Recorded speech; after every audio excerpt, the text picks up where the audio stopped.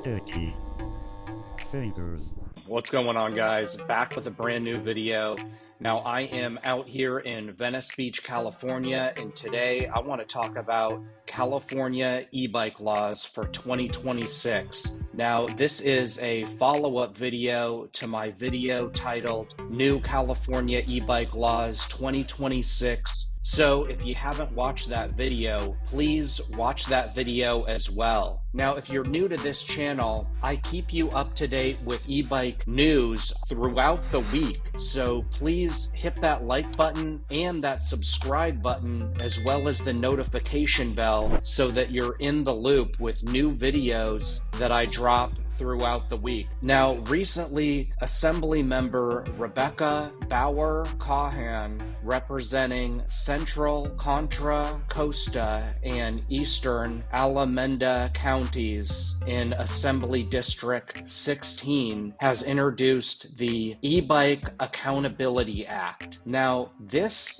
threatens to mandate license plate and registration for all Class 2 and Class 3 e-bikes. And as a reminder, a Class 2 e-bike has a throttle, and you can either use the throttle or pedal assist up to 20 miles per hour. And a Class 3 e-bike doesn't have a throttle, it's pedal assist only up to 28 miles per hour. So with either one of those bikes, you would be required to have a license plate and registration if this bill passes. And this would be for anyone who buys a new Class 2 or Class 3 e-bike, as well as the hundreds of thousands of existing owners of Class 2 and Class 3 e-bikes. Now, the only e-bike riders in the clear would be Class 1 e-bike riders. Now, Class 1 e-bikes have the ability to go 20 miles per hour on pedal assist only, no throttle. Now, obviously, the confusing thing about this is that a Class 1 e-bike looks very similar to a Class 2 and sometimes a Class 3 e-bike. So, it's easy to kind of blend in with the crowd. If you have a certain type of e-bicycle, you can still look like a Class 1 e-bike and potentially avoid having the license plate and registration unless you are stopped and someone inspects your bike and discovers that you technically have a Class 2 or a Class 3 e-bike, in which case then you would be subject to fines and, or worse, impoundment. So let's talk about why exactly this bill fails California. Well, the first thing that it does wrong is that most e-bike safety concerns stem from illegal e-moto bikes like the Sur-Ron, or hacked e-bikes that have been manipulated to exceed 28 miles per hour, which would make them illegal e-bikes.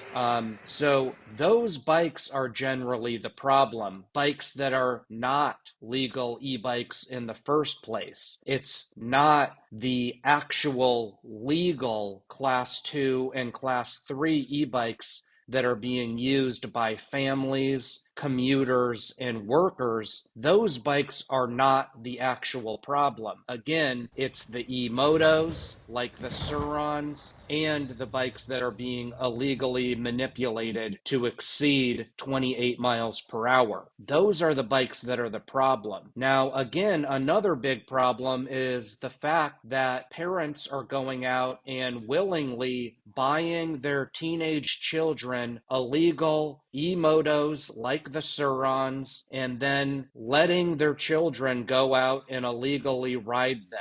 Then what happens is, in some cases, those children get into crashes on those bikes, and cops don't understand that those are e-motos, and the kids don't want to get in trouble, so the kids, they say, hey, it's an e-bike. It's electric, it's an e-bike, right? I'm not in trouble. And then the news reports them as e-bike crashes. So now you've got crash reports that are wrong. These are not e-bike crashes that are actually getting reported as crashes. They are electric motorcycle crashes. And so now now you've muddied the waters and you've tainted what a true e-bike is, and you've kind of demonized what a true e-bike is. And that is what has brought us to these unnecessary e-bike laws, such as requiring license plates. Now, license plates should be required on e-moto vehicles, like the Suron. Definitely put a license plate on there, require registration, require a driver's license, all of that stuff, but not for traditional Class 2 and Class 3 e-bikes, in my personal opinion. So again, this bill gets it wrong. They are not targeting the e-motos. They are targeting the Class 2 and Class 3 bikes wrongfully, in my personal opinion. Let's talk about where else it gets it wrong. Well, it also ignores the real danger. The leading cause of some of these traffic issues comes from the outdated street design and heavy traffic with cars.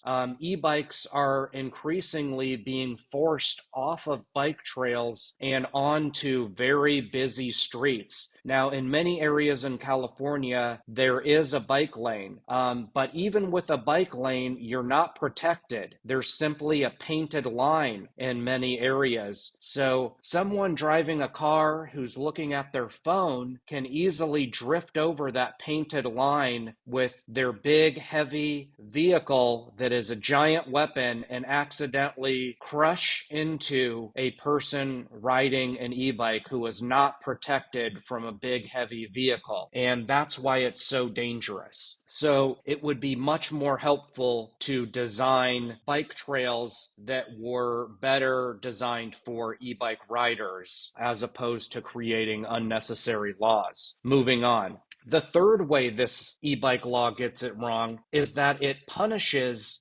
sustainable choices. Now, an e-bike is clearly much more environmentally friendly than a car any way you slice it. And by adding DMV style red tape to e-bikes, we are discouraging the exact behavior that we want in order to meet California's ambitious climate goals. We don't want to force people back into cars and buses. We want to encourage people to take e-bikes. That's environmentally friendly. That also is what breaks up traffic and makes it easier for the people who do take cars. That's going to make their commute a little bit shorter. So they should be encouraging e-bike riders. Now, the last way this law gets it wrong is that it enables biased policing. Now, back in 2022, California abolished local bike registration requirements, AB 1909, and in part because they were used as a pretext for what was seen as biased stops. For example, people felt that maybe they were being stopped on their bikes not necessarily because they were in violation on their bike, but maybe because of things such as the color of their skin, for example. And reintroducing regulations and plate requirements provides a new tool for people to be discriminated against in the future. AKA, it just gives police an extra reason to stop and question you and then potentially hit you with extra violations that may be unrelated to your bike. Now, this bill was developed without the consultation of places such as the Bike East Bay or local coalition partners throughout the district or state partners at the California Bicycle Coalition. And it does create financial and bureaucratic barriers for sustainable transportation while at the same time doing very little to address address the primary dangers on the roads. And there is a petition that you can sign at thebikeeastbay.org. Again, that's bikeeastbay.org. And that helps to fight this legislation, as it is completely counter to what we're trying to do with e-bikes in California. Now, obviously, the reason why they're pushing for these license plates is for the accountability factor.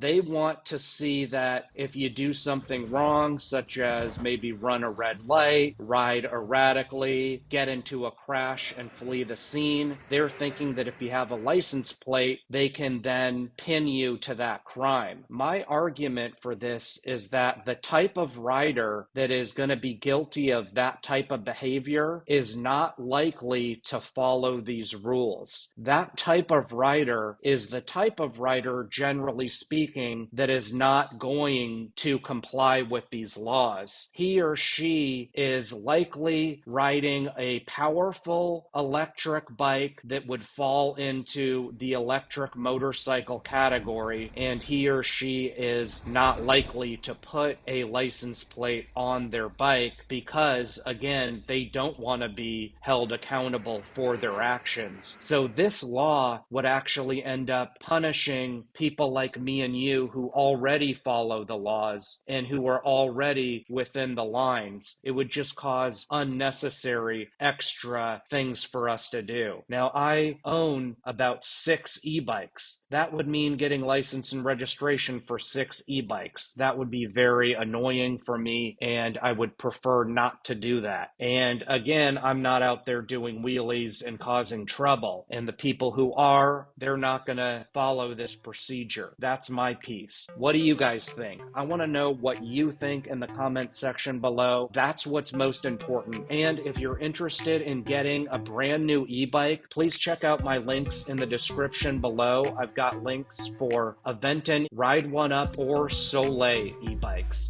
as well as ibex clothing. And I really appreciate you watching my video.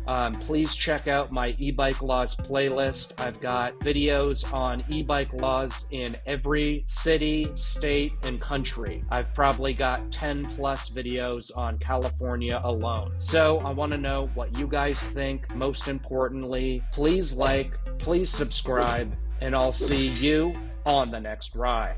Boom. Perfect.